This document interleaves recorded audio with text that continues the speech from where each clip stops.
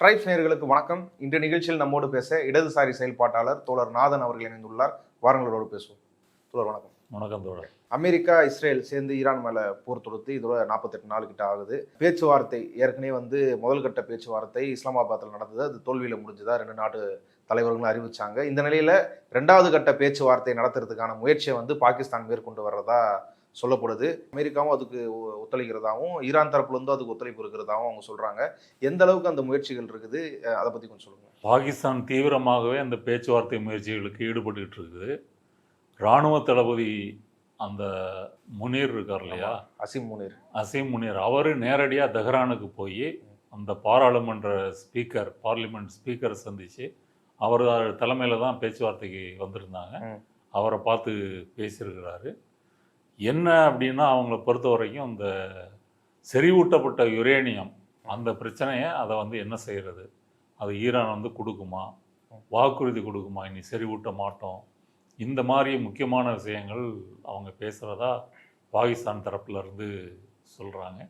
ஈரானை பொறுத்த வரைக்கும் இந்த முற்றுகை இருக்கு இல்லையா, ஹோர்முஸ் முற்றுகை அமெரிக்கா செஞ்சு கப்பலை விட மாட்டேன்னு சொல்கிறது. அதில் முரண்பட்ட செய்திகள் வருது. ஒன்று, சீன கப்பல்கள் ஈரான் துறைமுகத்தை நோக்கி போயிட்டு வந்துக்கிட்டு இருக்கு அப்படின்ற தகவலும் வருது. இன்னொன்று, அமெரிக்கா சில கப்பல்களை வழிமறித்து திருப்பி அனுப்பியதாகவும் செய்தி, 10 கப்பலை அப்படி வழிமறிச்சாங்க அப்படியும் வருது. ரெண்டுமே உண்மைதான். ஏன்னா அமெரிக்கா ஹோர்முஸ்லேருந்து ஒரு 500 கிலோமீட்டர் தூரத்தில் இருக்குது. அவங்க பக்கத்தில் இல்லை, அரபிக்கடலில் இருக்கிறாங்க. அதனால் ஈரான்லேருந்து வரக்கூடிய கப்பல்கள் எல்லாத்தையுமே அவர்கள் கண்டுபிடிக்கிறது, பரிசோதிக்கிறதுன்றது நடைமுறையில் சாத்தியம் இல்லை. அமெரிக்காவுக்கு இது ரொம்ப செலவு பிடிக்கக்கூடிய ஒரு விஷயம்.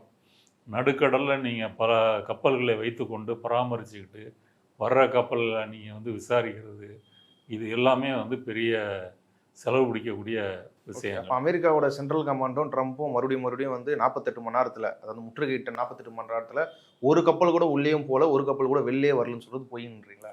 ஆமாம், எல்லா கப்பல்களையும் அவர்கள் வழிமறிக்க முடியவில்லை அப்படின்றதான் உண்மை. சில கப்பல்கள் வந்திருக்குது. முக்கியமாக ஈரான்லேருந்து 90% ஆயில், க்ரூட் ஆயில் வாங்குறது சைனா தான். அதனால் இது சைனாவுக்கு விடப்பட்ட ஒரு மிரட்டல் அப்படின்னும் சொல்லலாம். சீனா இதை கடுமையாக கண்டித்திருக்கிறது, எச்சரித்திருக்கிறது. இன்னும் நீங்கள் மோதலை அதிகமாகிட்டே போகிறீங்க அப்படின்ற முறையில் சொல்லியிருக்காங்க. சரி, இப்போ பாகிஸ்தான் அந்த செய்கின்ற அந்த பேச்சுவார்த்தை முயற்சியில் ஈரான் கண்டிப்பாக வருவதற்கு ஒன்றும் பிரச்சனை இல்லை. அமெரிக்கா ஏன் வருகிறது அப்படின்னு சொன்னால், அமெரிக்காவை பொறுத்த வரைக்கும் முக்கியமான பிரச்சனை, அரசியல் ரீதியாக அவங்க தோல்வி அடைஞ்சிட்டாங்க.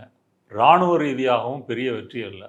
பொருளாதார ரீதியாக ஈரானை முடக்கியிருக்கிறாங்க. இதுதான் உண்மை. அரசியல் ரீதியாக தோல்வியுற்றதுக்கு ஸ்பெயினுடைய பிரதமர் மட்டும் இல்லை, இத்தாலியினுடைய பிரதமர் மெலோனி இருக்காங்க இல்லையா, அவங்களும் இதை கண்டிச்சிருக்கிறாங்க.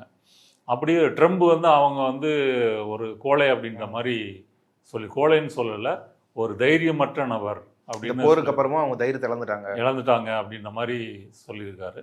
அதனால் ஐரோப்பிய நாடுகளை பகைத்து கொள்ளுகின்ற போக்கு அதிகமாக இருக்குது.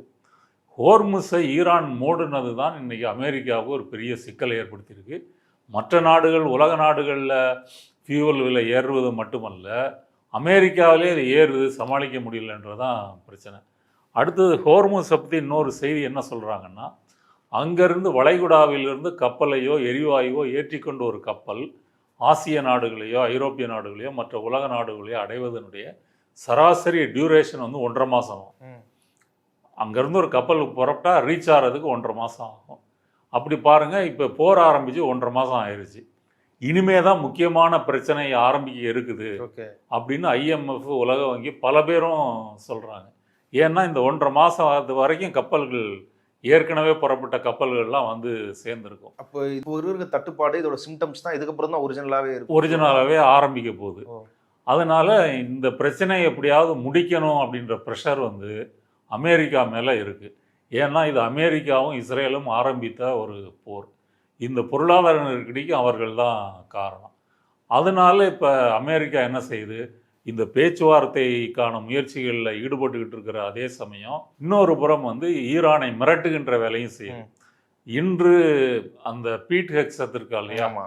பாதுகாப்புத்துறை செயலர், அவர் ப்ரெஸ் மீட்டில் என்ன சொல்கிறாருன்னா, நாங்கள் சில மணி நேரங்களில் ஈரானுடைய மின் கட்டமைப்புகளையும் அவங்களுடைய கேஸ் ஆயில் ஃபீல்டையும் வந்து தகர்த்தெறிஞ்சிருவோம், ஆமா. ஈரான் மீது எப்போதும் ஒரு கண்ணு வச்சுக்கிட்டே இருக்கிறோம் அப்படின்னு ஒரு மிரட்டல் துணியில் பேசிகிட்டு இருக்கிறாரு. ஈரான் முன்னாடி 2 வழிகள் இருக்குது. ஒன்று, பேச்சுவார்த்தைக்கு வந்து உங்கள் அணு ஆயுதத்தினுடைய இதை நீங்கள் இல்லைன்னு சொல்லி உறுதி கொடுங்க, அதற்கான நடைமுறைக்கு வாங்க. இல்லை அப்படின்னு சொன்னால் போர் என்ற கடினமான வழியை எதிர்கொள்ளுங்க. 2ல் ஏதாவது ஒன்று தான் நீங்கள் எதிர்கொள்ள முடியும். இப்படி நேரடியாகவே மிரட்டுறாரு. அப்போ இந்த மிரட்டலுக்கு காரணம் என்னென்னா, இவ்வளவு நாள் ஆகியும் ஈரானை இவர்களால் பணிய வைக்க முடியவில்லை. பொருளாதார ரீதியாக ஈரானுக்கு ஒரு பெரிய இழப்பு ஏற்படுத்தியிருக்காங்களே தவிர, அதை தாண்டி ஆட்சி மாற்றமும் நடக்கலை. அதே சமயம் ஈரானுடைய ஒரு அந்த ஃபயர் பவரையும் குறைக்க முடியல. இதுதான் அமெரிக்கா முன்னாடி உள்ள பிரச்சனை. ஆனால் அவங்க நேவியெல்லாம் அழிச்சிட்டு தான் சொல்கிறாரு ஹெக்ஸத். ஈரானோட நேவியெல்லாம் நாங்கள் அழிச்சிட்டோம். சரி, நேவியை அழிச்சிட்டதாக ஒரு வாதத்துக்காகவே வச்சுக்குவோம். ஆனால் ஹோர்முஸ் நீரிணையினுடைய கடற்கரையில் இருக்கக்கூடிய ஈரானில் மலைப்பாங்கான உயரமான பகுதிகளில் இருந்து ஹோர்முஸ்க்கு வரக்கூடிய அமெரிக்க கப்பல்களையோ இல்லை ஈரான் தடை விதிச்சிருக்கு இல்லையா, அதை மீறி வரக்கூடிய கப்பல்களையோ தாக்குவது என்பது சுலபம். ஏற்கனவே அவங்க தடை விதித்து ஒரு 17-20 கப்பல்களை தாக்கியிருக்கிறாங்க. அதனால் ஈரான் அந்த முற்றுகை போட்டது தான். அதை நீங்கள் நேவியை அழித்தாலும் அந்த முற்றுகையை நீங்கள் எடுக்க முடியாது. ஏன்னா தரையிலிருந்து தாக்க முடியும். தரையிலிருந்து ரொம்ப அருகாமையில் தான் ஹோர்முஸ் நீரிணை இருக்கிறது. அதனால் அது ஈரானுடைய நிலைப்பாட்டை மீறி ஒரு போக்குவரத்தை நீங்கள் செய்ய முடியாது. அது ஒன்று.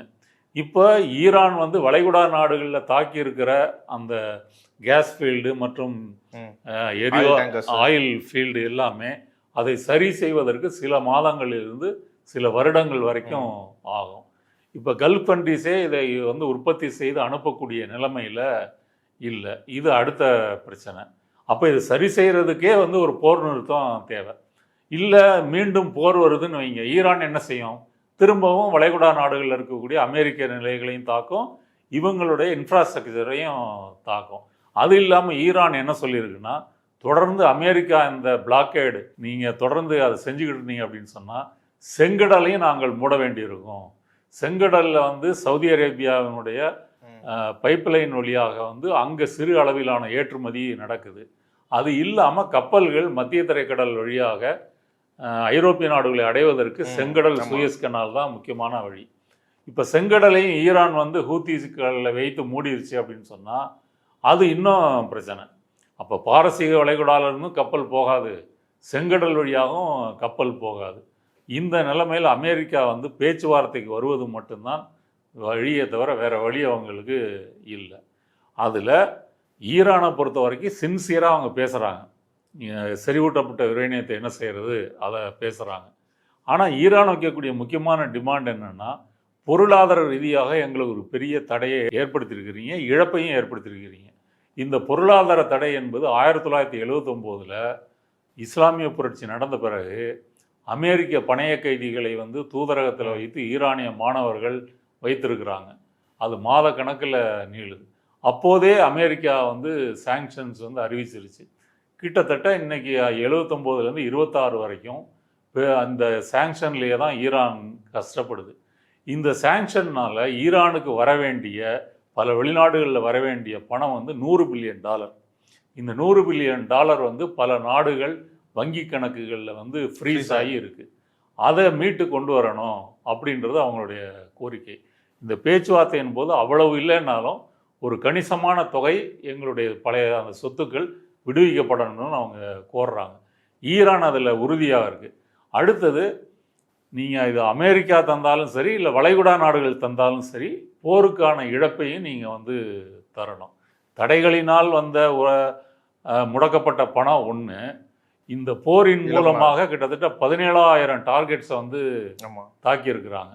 தாக்கி வந்து பல்கலைக்கழகங்கள், மருந்து தயாரிக்கிற நிறுவனங்கள், தடுப்பூசி நிறுவனங்கள், ஆராய்ச்சி நிறுவனங்கள், பள்ளிகள், அதன் பிறகு வந்து இவங்களுடைய கேஸ் ஃபீல்டு எல்லாத்தையும் தலைநகரோட பாதி கட்டமைப்பே வந்து நொறுக்கியிருக்கிறாங்க. அப்போ இதெல்லாம் சரி செய்வதற்கு வருட கணக்கில் ஆகுன்னு சொல்லி அமெரிக்காவே சொல்லுது. அதற்கு ஈரான் வந்து நட்டை ஈடு கேட்குது. அது அமெரிக்கா தந்தாலும் சரி, வளைகுடா நாடுகள் தந்தாலும் சரி. இது அவங்களுடைய கோரிக்கை. இந்த கோரிக்கைகளை நிறைவேறுகின்ற பட்சத்தில் இந்த பேச்சுவார்த்தை சுமூகமாக போவதற்கு வாய்ப்பு இருக்குது. ஆனால் அமெரிக்காவும் ட்ரம்பும் சரி தங்களுடைய அந்த ஒரு பண்ணையார் பெரியண்ணன் தோரணையை வந்து தொடர வைத்து அதை காமிக்கிறதுக்கு விரும்புகிறாங்க. ஈரானை நாங்கள் நினச்சா அடிக்க முடியும், இன்னொரு போர் வந்தால் அவங்கள இல்லாமல் ஆக்கிடுவோம், இதையே திரும்ப திரும்ப பேசிகிட்டு இருக்கிறாங்க. ஆனால் பேச்சுவார்த்தைக்கும் தயாராக இருக்கிறாங்க. இந்த ரெட்ட நிலைக்கு காரணம் அமெரிக்கா தன்னுடைய செல்வாக்கை இழந்து விட்டது. அந்த இழந்து விட்ட செல்வாக்கை வந்து மீண்டும் இருக்குது அப்படின்னு காமிச்சிக்கிறதுக்காக ஒரு பக்கம் உதார் காமிச்சிட்டு இன்னொரு பக்கம் பேச்சுவார்த்தைக்கான முயற்சிகளில் அவங்க மறைவாக ஈடுபட்டுக்கிட்டு இருக்கிறாங்க. பாகிஸ்தானை பொறுத்த வரைக்கும் தொடர்ந்து அமெரிக்க தரப்பையும் பேசுது, ஈரான் தரப்பையும் பேசுது. அவங்க பாகிஸ்தான் என்ன சொல்கிறாங்க அப்படின்னு சொன்னால், கண்டிப்பாக 2வது பேச்சுவார்த்தை நடக்கும், அது இடமும் தேதியும் தான் முடிவாகலை, அது முடிவாகும் அப்படின்னு சொல்லியிருக்காங்க. ஓகே. ஆனால் நீங்கள் சொல்கிற மாரி அவங்க ஒரு பயத்திலேயோ ஒரு தோல்வி அக்செப்ட் பண்ணுற நிலைமையில் ட்ரம்ப் இருக்கிற மாரி தெரியல. ஏன்னா அவர் இன்னும் ஏற்கனவே 2 நாள் வெற்றிகரமாக வந்து பிளாக்கெட் பண்ணியிருக்கிறோம், முற்றுகை பண்ணியிருக்கிறோம் ஈரானோட போர்ட்ஸை.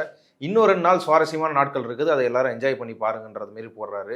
ஏற்கனவே பொருளாதார தடையை பற்றி ஈரான் இவ்வளோ கவலைப்பட்டு இருக்கிற நேரத்தில் மீண்டும் அவங்களோட வளைகுடா நாடுகளில் இருக்கிற மற்ற நாடுகளுக்கு உண்டான அவங்களோட வர்த்தகத்தை வந்து முடக்கிறதுக்கான வேலையை வந்து அமெரிக்காவோட ட்ரெஷரி செக்ரட்டரியேட் அப்படி செய்ய இருக்கிறதா, அவர் டீலுக்கு ஒத்துறோன்னா அதை நாங்கள் செய்ய தான் போகிறோம் அப்படின்ற விஷயத்த அவங்களும் சொல்கிறாங்க.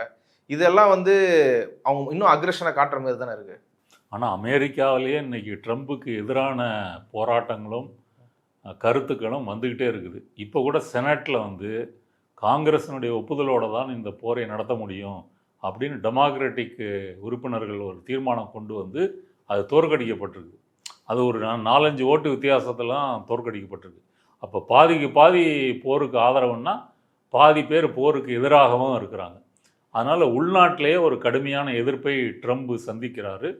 அங்கே 1 கேலன் பெட்ரோல் டீசல் என்பது வந்து, 1 கேலன்றது 3.8 லிட்டர்னு நினைக்கிறேன், அதனுடைய விலை என்பது வந்து $5 $5.50 இதை நோக்கி போயிருக்கு. போருக்கு முன்னாடியே அது குறைவாக இருந்தது. இப்போது அந்த விலைவாசியின் உயர்வை வந்து அமெரிக்காவே அனுபவிக்க வேண்டிய ஒரு கட்டத்தில் அவங்க இருக்கும்போது இந்த போரை நீட்டிக்கிறதுனால ட்ரம்ப் வந்து புதிய புதிய பிரச்சனைகளை தான் வரவழைத்துக் கொள்வாரே தவிர வேற எதையும் அவர் பண்ண முடியாது. அதனால ட்ரம்ப் வந்து பேசும்போது இப்படி முன்னுக்கு பின் முரணாக பேசுவது இந்த போர் ஆரம்பித்த காலத்திலிருந்து நம்ம பார்த்துக்கிட்டு இருக்கிறோம். அவர் வந்து சமயத்தில் வந்து ஒரு நிதானம் இல்லாமல் பேசுகிற மாதிரி தெரியும், அல்லது இப்போ போப்பாண்டவரோட வம்புக்கு இழுத்தாரு அதுலேயும் நம்ம புரிஞ்சிக்க முடியும், அல்லது பிரான்ஸ் அதிபர் என்ன சொன்னார், அடி வாங்கினவன் அப்படின்னு சொன்னார், நேட்டோவை வந்து கோழைகள்னு சொன்னார், உங்களுக்கு என்ன வேணும்னா நீங்கள் பார்த்துக்குங்க நாங்கள் வரமாட்டோம் அப்படின்னு சொன்னார். இப்படியெல்லாம் பேசுகிறது காரணம் என்னென்னா, முதல்ல ஈரானை குறுகிய நாட்களில் வந்து அடித்து வீழ்த்திடலாம் அப்படின்னு நினச்சாங்க, அது நடக்கலை. பதிலுக்கு ஈரான் வந்து பொருளாதார ரீதியாக ஹோர்முஸ் முற்றுகை அறிவித்த உடனே உலக நாடுகள் எல்லாமே இப்போ பிரச்சனையில் இருக்குது.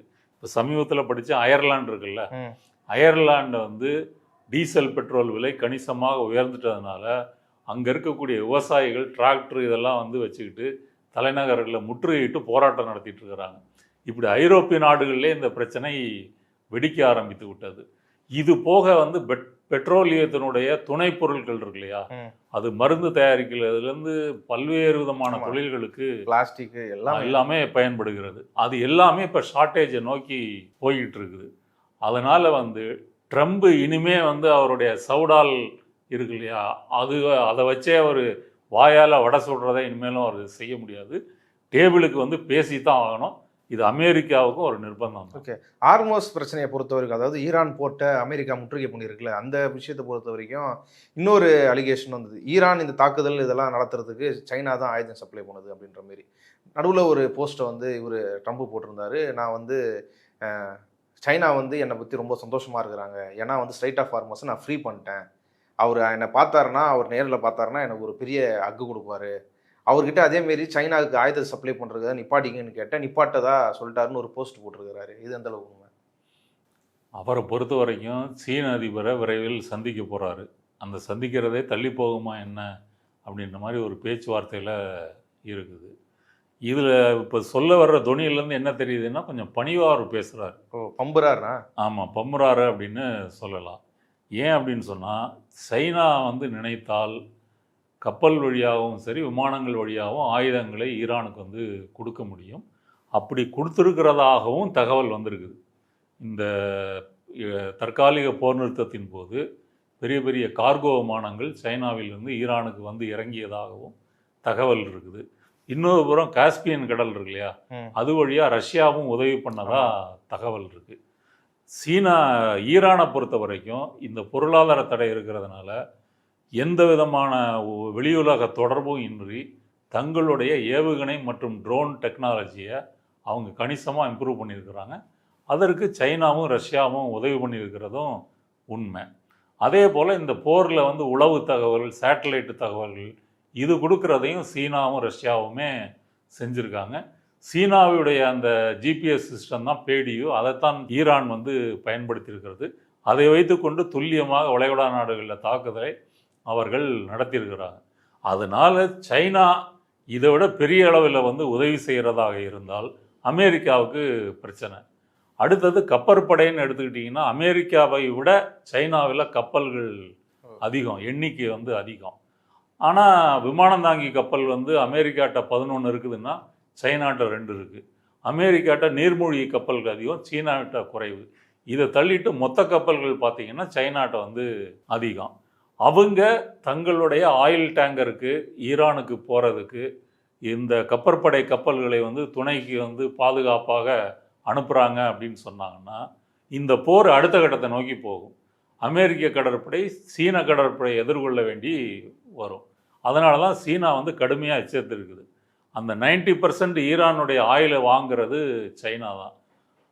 அது இல்லாமல் சைனாவினுடைய எரிபொருள் தேவை வந்து பூர்த்தி பெறாது.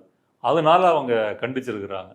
அதனால் ட்ரம்பை பொறுத்த வரைக்கும் இன்றைக்கி சைனாவிடம் அப்படி வந்து பம்மி பேசுவதற்கு ஒரு பின்னணி இருக்குது. இதுதான் அந்த பின்னணி. சைனாவினுடைய வெளியுறவுத்துறை செய்தி தொடர்பாளர் இது தெளிவாகவே சொல்லியிருக்காரு.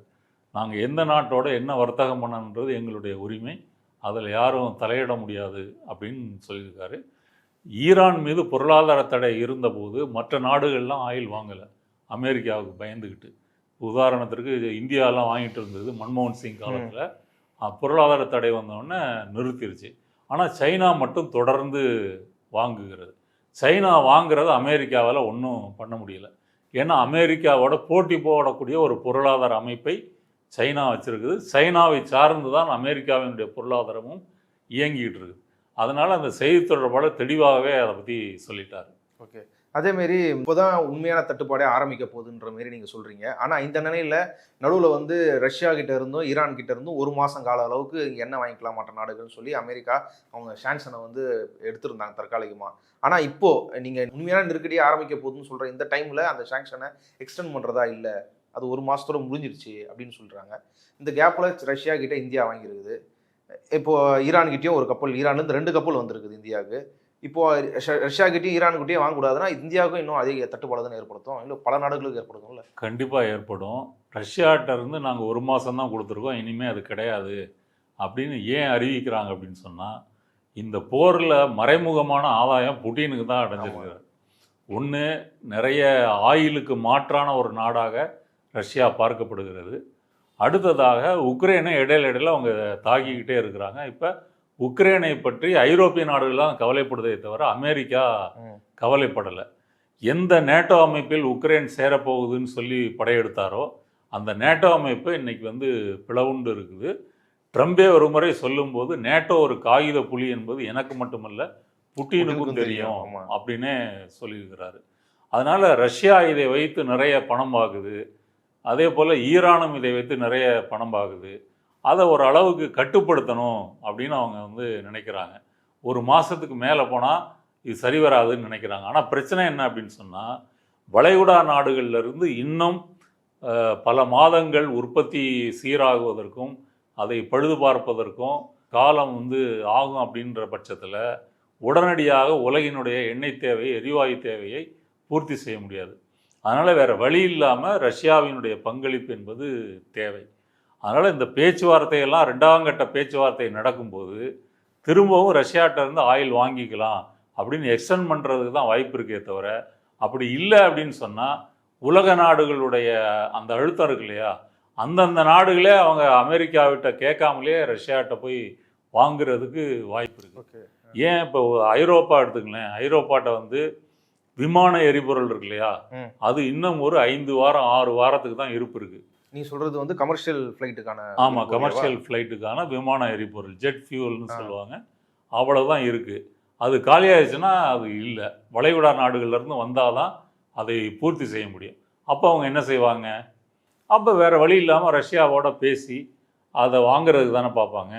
அதனால் ஒரு அளவுக்கு மேலே இந்த சாங்ஷனை வந்து அமெரிக்கா விதிக்க முடியாது.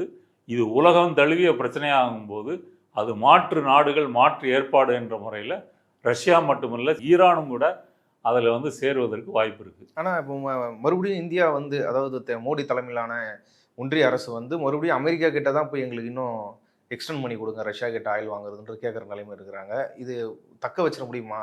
அப்படி ஒரு நிலைமை இருக்குதா? முதல்ல வந்து அமெரிக்காட்ட போய் கேட்குறதே ஒரு மானக்கேடு, அவன் சொல்லி இவங்க வாங்குறதும் ஒரு மானக்கேடு. அதை பற்றி மோடிக்கு கவலை இல்லை. அவர் இஸ்ரேல் அமெரிக்கா பக்கம் வந்து முழுக்க சாஞ்சிட்டார். இந்தியாவினுடைய வெளியுறவு கொள்கையே சமீபகமாக இந்த ஒரு ஆண்டு 2 காலம் எடுத்து பார்த்தீங்கன்னா அது தோல்வி தான்.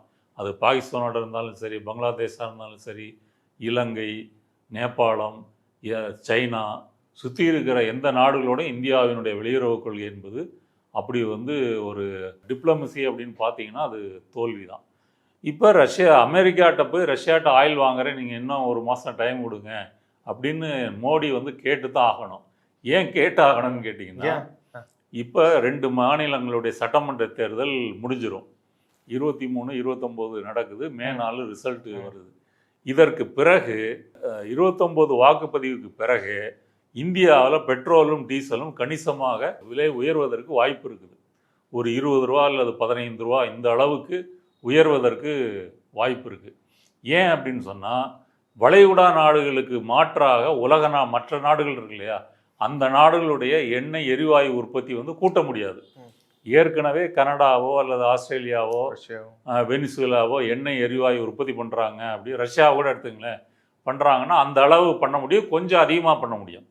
ஆனால் கல்ஃப் கண்ட்ரிஸ் வந்து 1/5 பண்ணுறாங்கல்ல, அதை அப்படியே ஈடு செய்கிற அளவுக்கு அவங்க பண்ண முடியாது. அதனால் இந்தியாவில் வந்து நெருக்கடி என்பது வந்து இந்த தேர்தலுக்கு பிறகு தான் உண்மையான நெருக்கடியை நாம் சந்திக்க இருக்கிறோம். அது வரைக்கும் இதை வச்சு அவங்க மேனேஜ் பண்ணுவாங்க.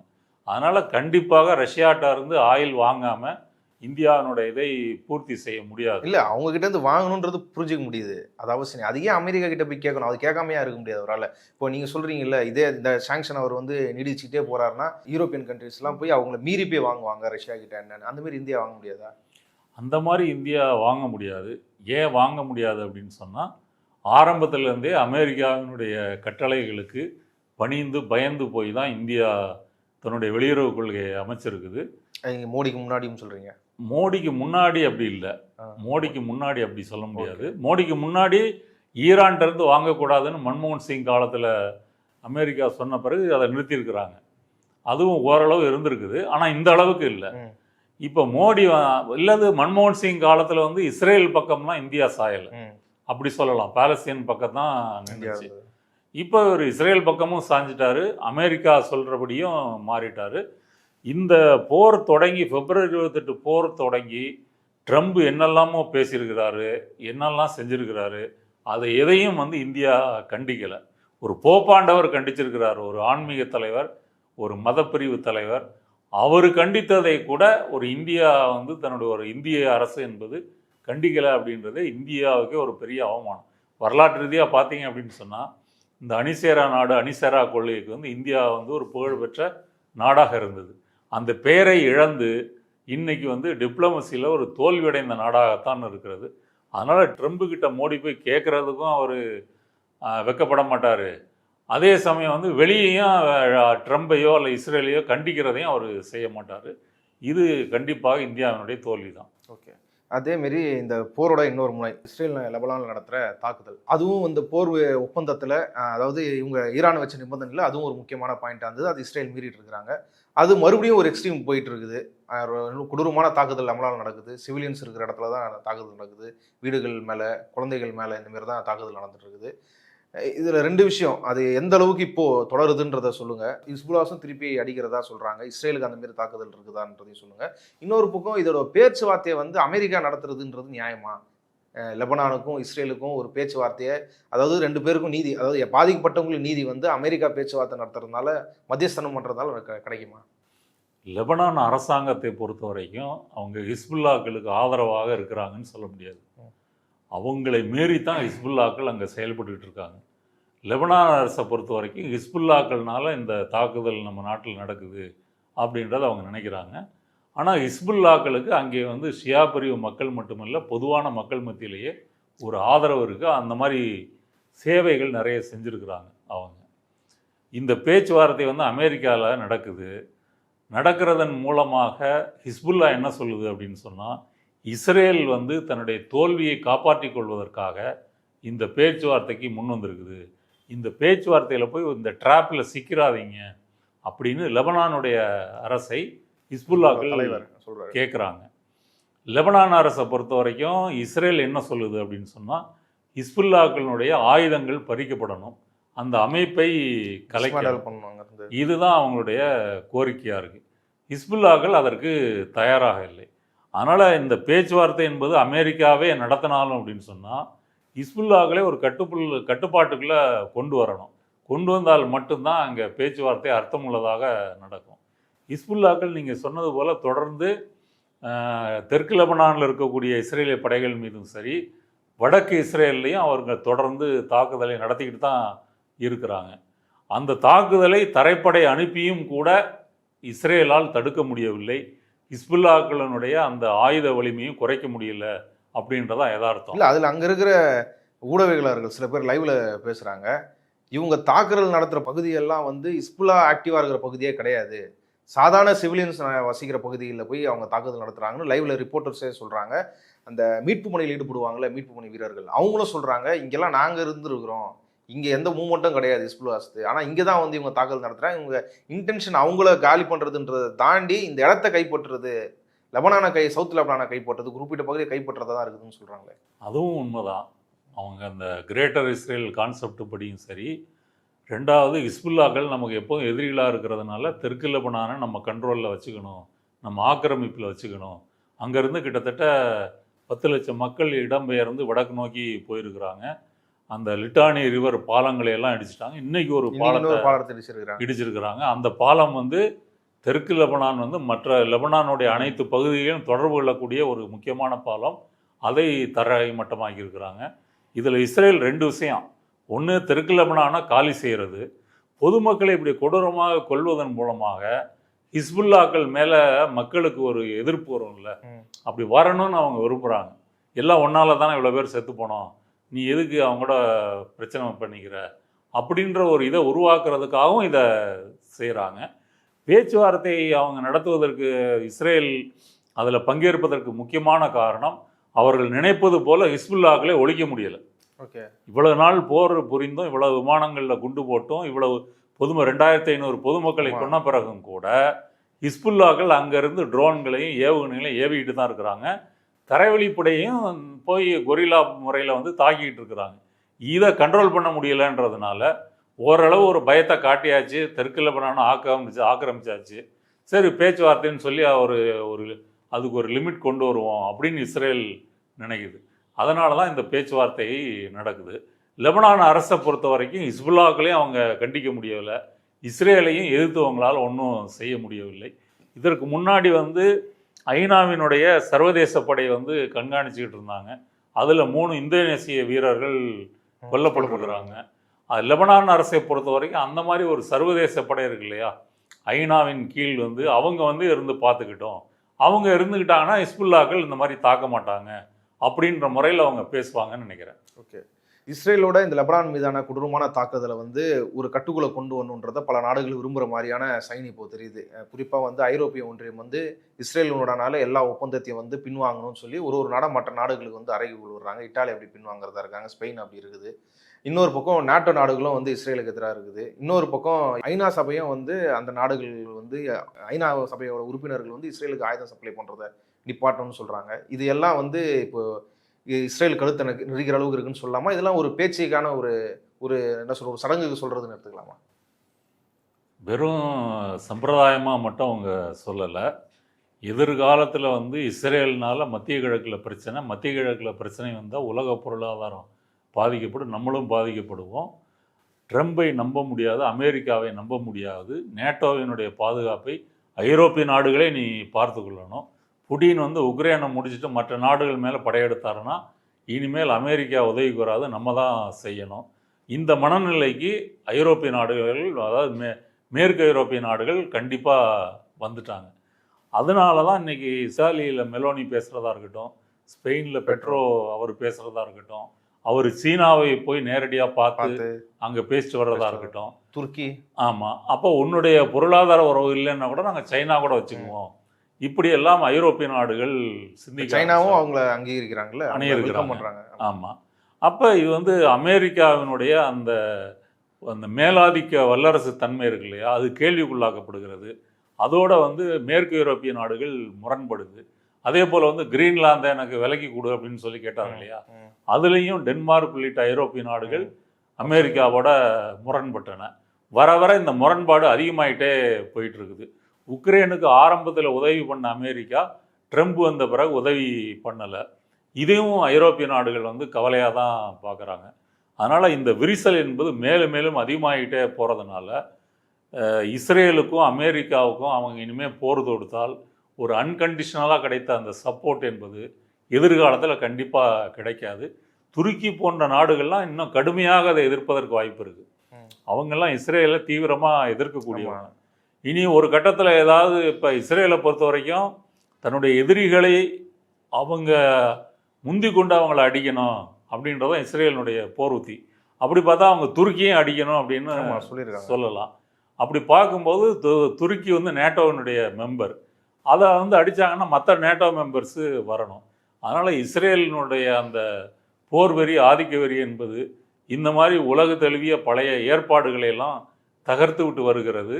அதில் ஐரோப்பிய நாடுகள் இப்படி மாறுறது அப்படின்றது ஒரு முக்கியமான மாற்றம் அம்சமாக பார்க்கலாம். ஓகே, இவங்க வளைகுடா நாடுகள் அவங்க இதுக்கப்புறம் இப்போ இவங்களுக்கு முரண்பாடு வருது இல்லை, நேட்டோ யூரோப்பியன் யூனியனுக்குலாம் அதேமாதிரி வளைகுடா நாடுகளுக்கும். ஏன்னா நடுவில் இப்போ சவுதி அரேபியாவோட முகமது பின் சல்மான் அவர் வந்து என்ன சொல்லியிருக்காருன்னா, ட்ரம்ப்பை முன்ன மாரி நாங்கள் நம்புறதுக்கு ரெடியாக இல்லை, அவர் வந்து அவங்க நாட்டை காப்பாற்றிக்கிற தன்மையிலே அவர் கிடையாது, இதுக்கப்புறம் எங்களுக்கு அவரால் பாதுகாப்பு கொடுக்க முடியும்னு எதிர்பார்க்க முடியாது, ஆல்டர்னேட்டிவ் தேடணுன்ற மாரி அவங்களும் அதிருப்தியான கருத்தை வெளிப்படுத்துகிறாங்க. இந்த போருக்கு பிறகு இராணுவ தளவாடங்கள் அங்கே இருக்குமா, முன்ன மாரியே அமெரிக்காவோட இன்ஃப்ளூயன்ஸ் அங்கே இருக்குமா, அது எப்படி எதிர்பார்க்கலாம்?